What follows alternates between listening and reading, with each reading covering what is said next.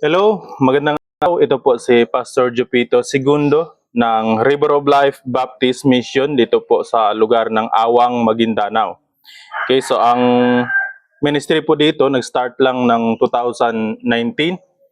So 2018 ako nag-graduate ng Bible School ng Iloilo, then pagkatapos nag-proceed ako dito. Supposed to be hindi dito yung unang mission na pinagdasal ko na simulan sana ng ministry. Kaya lang ito po ang lugar na pinaglagyan ng Diyos sa atin.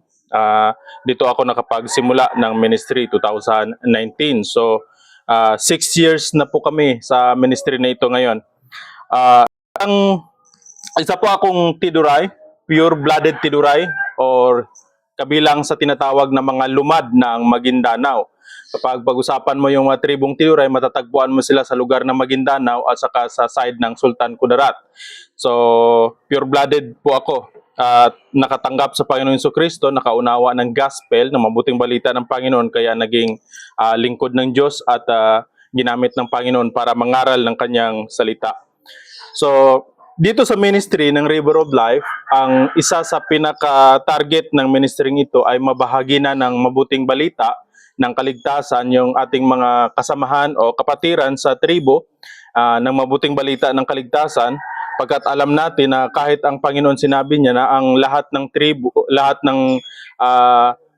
lahat ng salinlahi ay kailangan na makatanggap ng kaligtasan. We really believe that the Lord said, kahit sa Biblia na sabi ng Bible, "For God so loved the world that He gave His only begotten Son, that whosoever believeth in Him should not perish but have everlasting life." Ibig sabihin, pag sinabi niyang mahal niyang lahat ng tao sa sanlibutan, so ganun din dapat tayo na ang ating layunin sa paglilingkod, maabot natin ang lahat ng tao. Yun po ang dahilan kung bakit nag-mission po ako dito sa Maguindanao.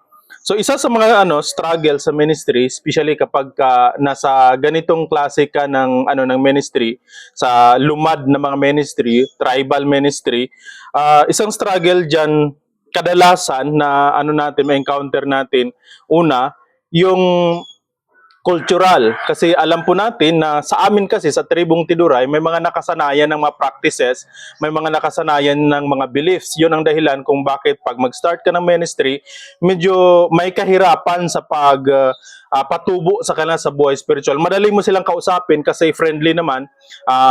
Pag i-approach mo sila, sa amin kasi kaya nga nabansagan ng marami na na friendly tribe daw kasi madali mong ma-approach. Pero ang struggle naman natin yung pagpapatubo sa buhay spiritual. Siyempre may nakasanayan ng mga beliefs. Pero siyempre ang pinakamalaga lamang yung pagdarasal at saka pagpapatuloy sa gawain ng Panginoon. Then pangalawang bagay diyan na ma-encounter natin ng mga struggle sometimes yung financials. Kasi pag mag-ministry ka sa ganitong mga ministries, ang isa sa mga struggles yung pagsimula na, pag-build. Kung na-notice niyo yung ministry po namin dito, although mayroon po siyang curtain diyan sa likod, mayroon diyan, hindi pa siya masyadong na-develop kasi yun nga, pagdating sa financial, medyo mababa po yung financial. Kaya kapag nagsimula ka ng ministry sa tribal, sa mga lumad, ang pinakaunang puhunan mo talaga, pinakapuhunan mo, yung puso mo, pagmamahal mo sa kaluluwa ng mga tao. Kung ang iyong isip ay mapunta sa mga material na mabagay, maniwala ka, darating talaga ang panahon na ma-discourage ka.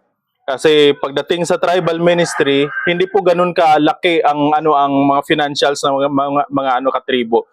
Kaya ang pinakapuhunan sa pagsisimula ng ministry sa tribal, sa mga tribo, puso talaga. Dapat mahal mo yung kaluluwa ng mga tao at hangarin mo na madala sila sa Panginoon. Alisin mo yung mga pag-iisip ng mga material na bagay, ipagkatiwala mo na lang yun sa Panginoon.